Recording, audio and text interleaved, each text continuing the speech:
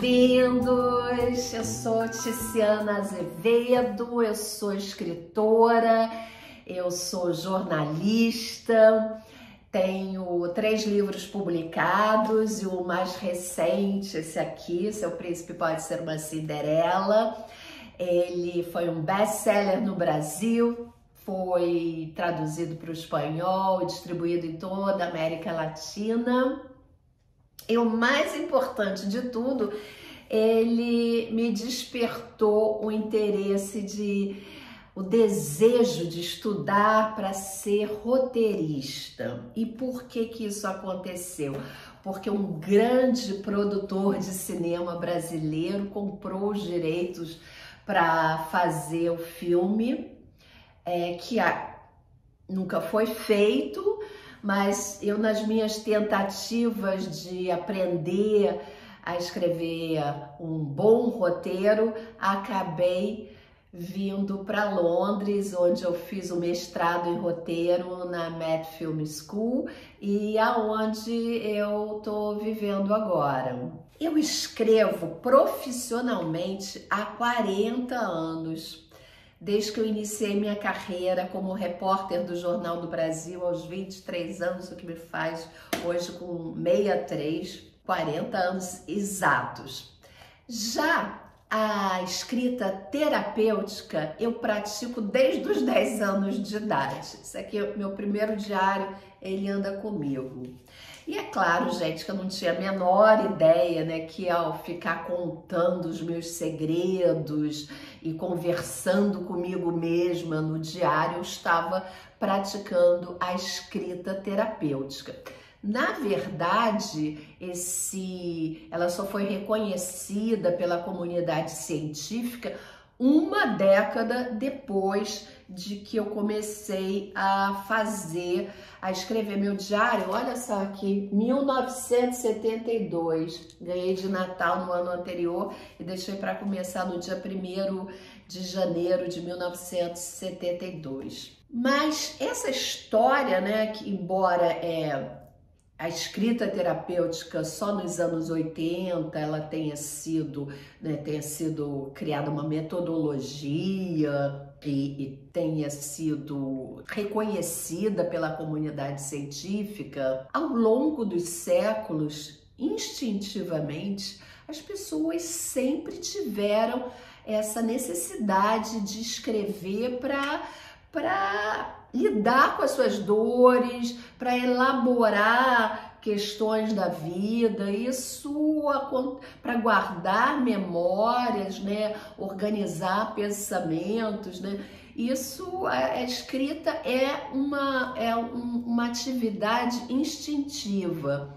E se a gente for pensar bem, gente, lá na Idade da Pedra, os homens da caverna, eles contavam as suas histórias. Obviamente que a escrita não existia, mas eles contavam suas histórias desenhando, né? Registrando ali nas paredes das cavernas. Quer dizer, o ser humano sempre, do menos evoluído até hoje, sempre teve essa necessidade de contar sua história, de registrar suas memórias. E agora, como uma boa repórter que eu sou, deixa aqui eu te fazer uma pergunta. Qual é a fronteira? Aonde que tem essa separação entre a escrita terapêutica e a escrita ficcional? Você, obviamente, pode me responder, ora, é muito simples. A escrita terapêutica, ela é íntima, ela é um exercício pessoal, você não tem a menor intenção de contar para os outros, de revelar, é uma coisa sua, não é para ser compartilhado. Enquanto a escrita ficcional, o propósito é completamente outro, ela é estruturada, ela é criativa e ela tem a intenção de ser lida, ouvida, enfim, por outras pessoas. E eu tenho que admitir que você está completamente certo, você está 100% certo. Agora deixa eu te perguntar, será que é só isso mesmo? Não sei não, sabia? Eu queria te apresentar um dos trechos dos vários diários que essa autora inglesa maravilhosa, que eu adoro, Virginia Woolf, escreveu ao longo de 44 anos. Ela escrevia diários, né, com interrupções, e eu quero que você leia, que você ouça, desculpa, eu vou fazer a leitura aqui de um trecho de um desses diários e reflita se isso é literatura ou se é um exercício para ficar escondido. Eu poderia vagar pelas ruas anoitecidas de Holborn e Bloomsbury durante horas. As coisas que se vê e se adivinha, o tumulto e a confusão e a pressa. Ruas apinhadas são os únicos lugares que me fazem, como diria na falta de uma palavra melhor, pensar. Agora preciso decidir se volto para lá novamente para uma festa na Gordon Square, onde as Arani irão tocar. Por um lado, encolho-me diante da viagem e de ter de me vestir. Por outro, sei que ao primeiro lampejo de luz no saguão da entrada e do burburinho das vozes, me sentirei embriagada. E concluirei que nada na vida se compara a uma festa. Verei gente bonita e terei a sensação de estar na mais alta crista da maior das ondas, bem no centro e no movimento de tudo. Por outro lado ainda, por fim, as noites aqui lendo a lareira, lendo Michelet e o Idiota, fumando e conversando com Ellie, no que pode se passar por camisola e chinelos, são divinas também. E como ele não irá insistir que eu vá, sei muito bem que não irei. Além do mais, tem a vaidade. Não tenho roupa para ir. Página 19. Agora me digam, você que ouviu esse trecho, se isso não se trata de literatura. No meu ponto de vista, sim, eu acho que também dos editores e dos editores que traduziram para tantos idiomas, né?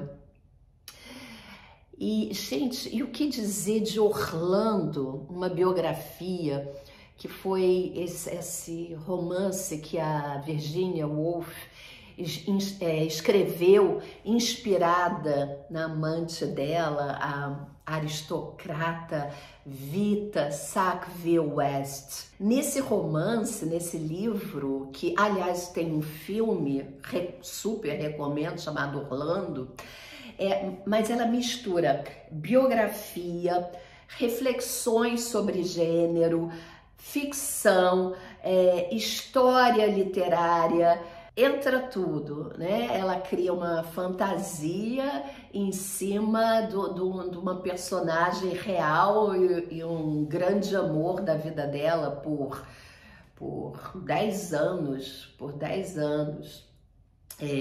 Para mim, o Orlando, esse livro, esse filme, o livro, obviamente, ele é um ótimo exemplo de como realidade e ficção, elas têm essa fronteira, ela é muito tênue, né?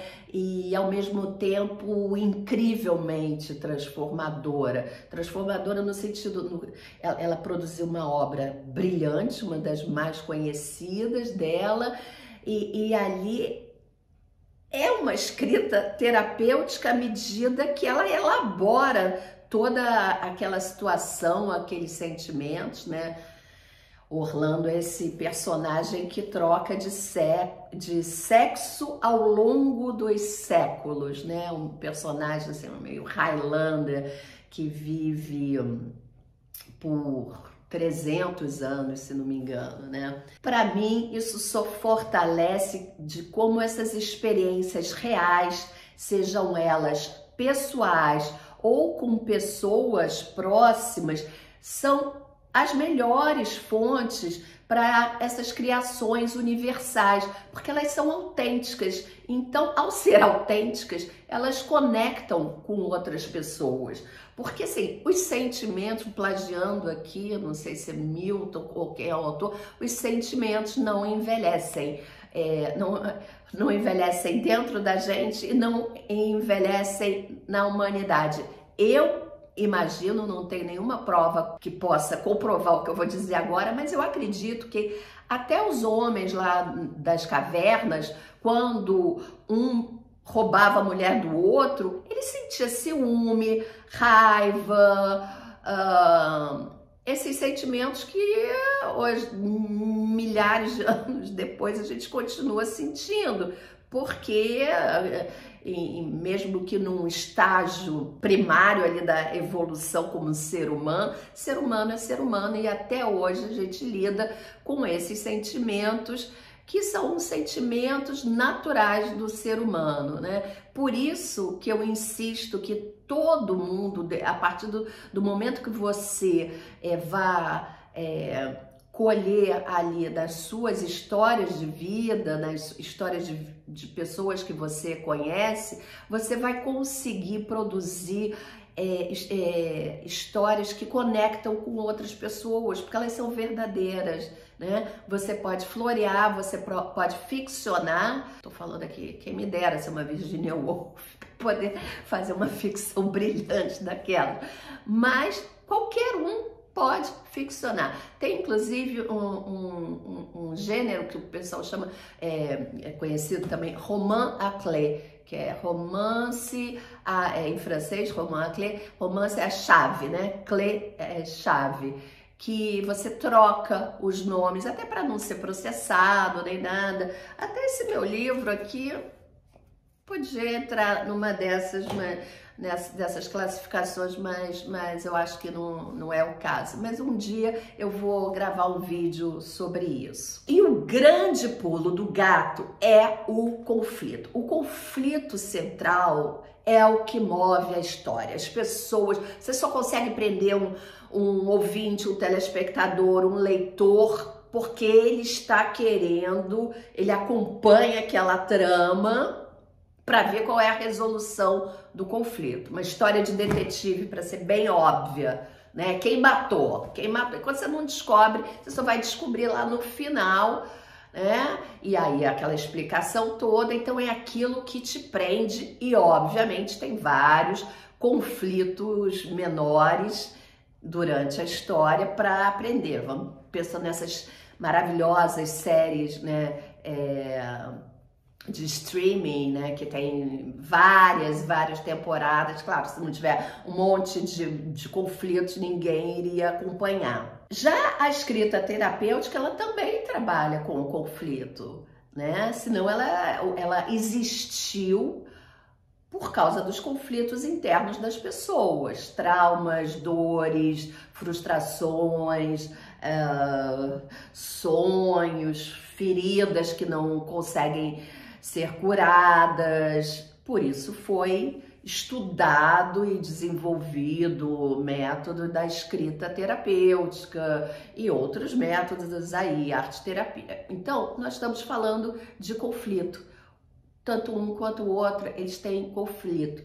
E eu chamei, né, quando eu descobri, essa minha ficha às vezes demora um pouco para cair, eu fui curada ao lançar esse livro. Eu fui curada da ferida em questão quando eu lancei esse livro. E eu vi que, na verdade, isso aqui é uma fórmula que qualquer um pode reproduzir, porque diários, como eu acabei de mostrar, eu escrevo desde os 10 anos de idade.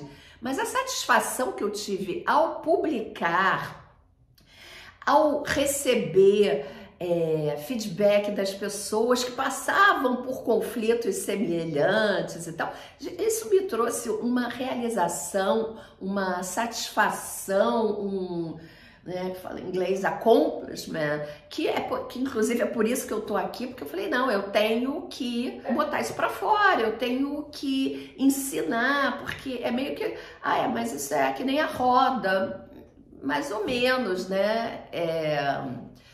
mais ou menos, pode até ser, mas eu me sinto até na obrigação de transmitir isso, né? Então,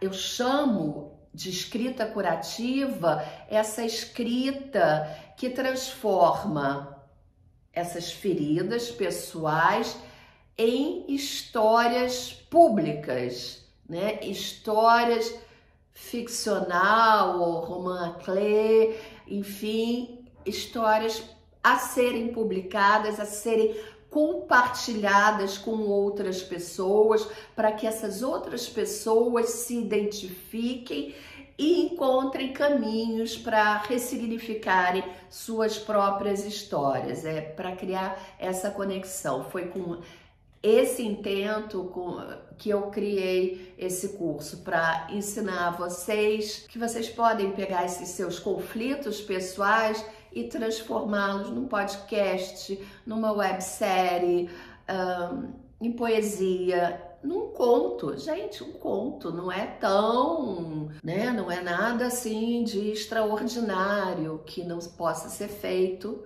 E pode ser feito, acreditem nisso, eu acredito em você e é por isso estamos aqui. Então, o que é esse mini curso? Esse mini curso eu gosto de imaginá-lo assim como uma caixa de ferramentas e como um aperitivo que você vai poder experimentar e sentir o gostinho do que é essa jornada do escritor.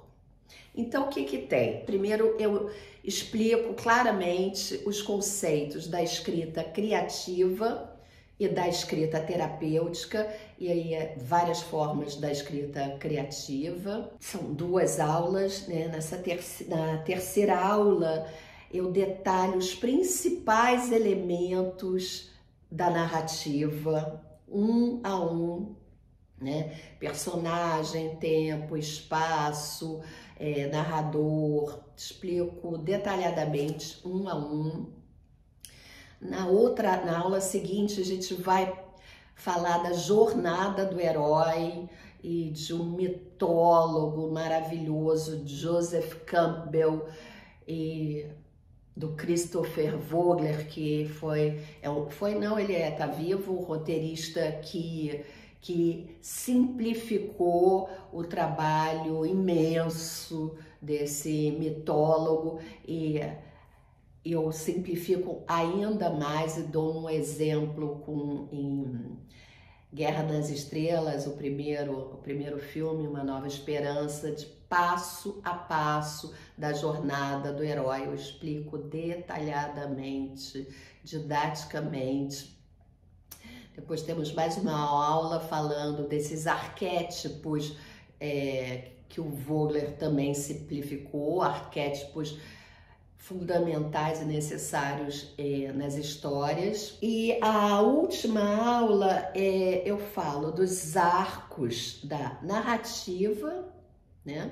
E o arco do personagem, das personagens, são 2 coisas diferentes. Vou ensinar também como vocês fazem dá uma receitinha de uma logline e da sinopse.